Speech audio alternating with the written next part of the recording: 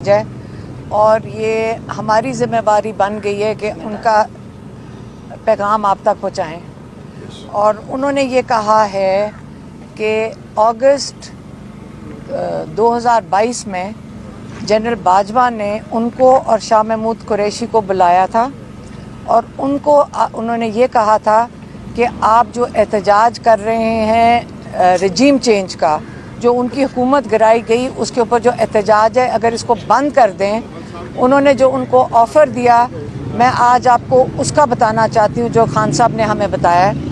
انہوں نے کہا کہ انہوں نے آفر یہ دی تھی کہ اگر آپ احتجاج بند کرو گے تو اس کے بدلے میں آپ کو جب حکومت آئے گی آپ کو 2/3 یا دو تہائی آپ کو میجورٹی دی جائے گی اور آپ اپنی حکومت بنا سکو گے. اور اگر آپ یہ بات ہماری نہیں مانو گے تو آپ کی پارٹی کو 30 سیٹوں کے اوپر محدود کر دیا جائے گا. اور اگر آپ یہ چیزیں مان لو گے تو آپ دو تہائی میجورٹی کے ساتھ ہم آپ کو حکومت بنانے دیں گے. اس کے جواب میں خان صاحب کہتے ہیں میں یہ بتانا چاہتا ہوں کہ ہمارے ماں باپ ایک غلام ملک میں پیدا ہوئے تھے. انہوں نے ہمیں یہ سکھایا تھا کہ شکر کرو کہ تم ایک آزاد ملک میں پیدا ہوئے. انہوں نے کہا کہ میں مانتا ہوں لا الہ الا اللہ میں، اور سوائے اللہ کے میں کسی کے آگے جھکنے کو تیار نہیں ہوں. اور میں نے ان کی اس وجہ سے نہ میں کسی کی غلامی، ایک آزاد ملک میں پیدا ہونے کی وجہ سے میں کسی کی غلامی قبول کرنے سے میں بالکل انکاری ہوں.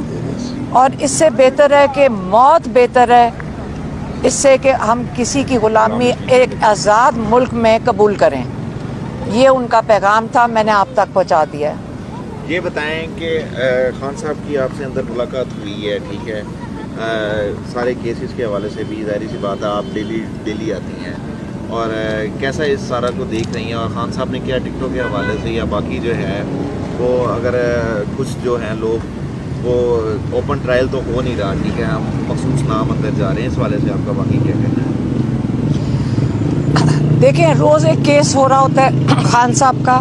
اوپن ٹرائل میں میرے خیال اب 3-4 صحافیوں کو تو اجازت ملتی ہے آنے کی اندر، اور ہم امید کرتے ہیں کہ وہ صحافی آ کے اپنے باقی صحافی بھائیوں کو ان کا پیغام جو ہوتا ہے وہ دے دیتے ہوں گے.